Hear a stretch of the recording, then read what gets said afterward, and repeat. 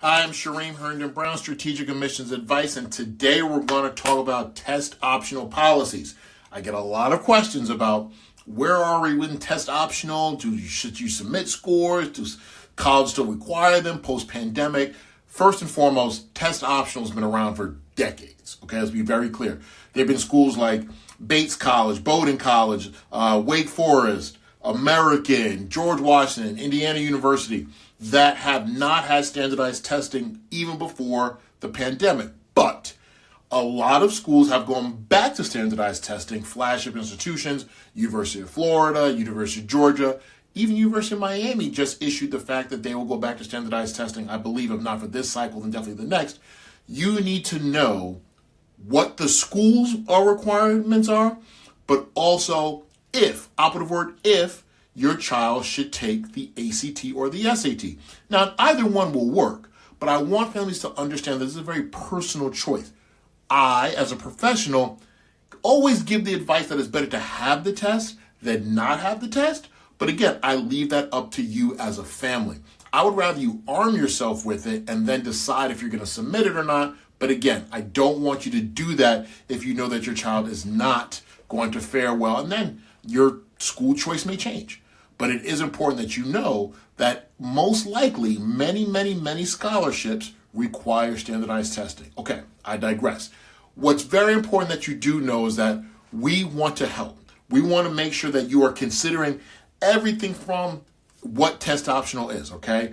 Why do schools implement it? How do they then holistically assess an applicant if they don't have standardized testing? Or even if they do use standardized testing, what role does it play in a student's evaluation? But also, is it per major? Is it per school, research institution, engineering, computer science? The list goes on and on. Know the exceptions. Yes, there's always going to be exceptions to the rule. But just recently, again, last year, a friend of mine, not a client, daughter, did not take standardized testing. She applied to an Ivy League institution who then implemented, or reinstituted, I should say, standardized testing. She hadn't taken the test. So she had to scramble this fall in preparation to take a standardized test that she wasn't expecting to submit. She did not fare well.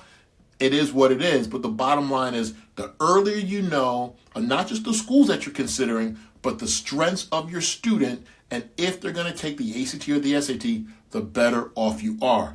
I also want you to be strategic. Okay, strategic admissions advice. Taking the test doesn't mean you have to submit the test.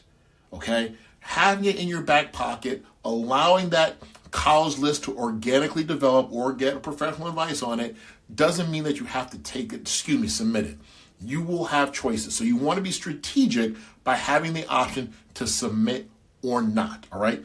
ACT, SAT, you're going to know the exceptions. You're going to understand what that means, but also assessing the strengths of your student and also the strategy behind it. Yes? All right. So I am launching something that I think can help you. The College Application Action Plan is a group coaching program where I'll meet with parents separately and students to answer these exact same questions. And oftentimes, they'll be about your kid. You're going to send me information about your kid. I'm going to give you feedback about your kid because it's important to me that students and families make the right decision.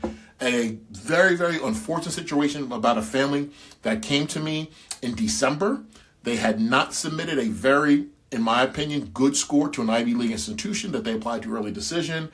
They chose not to submit it. I think it would have helped them. The kid got rejected. We are now sending scores to all of his schools because I think for his academic prowess, particularly in math, his scores show evidence that he is a very good standardized test taker. All that is water under the bridge. I don't want that to happen to you. Either story that I just told. Information is key, so please come to Strategic Admissions Advice. Allow us to help you, whether you have a strategy session with me or you join our College Application Action Plan. We have the resources to give you and your child the information that you need to make the best decision, okay? Have a great day.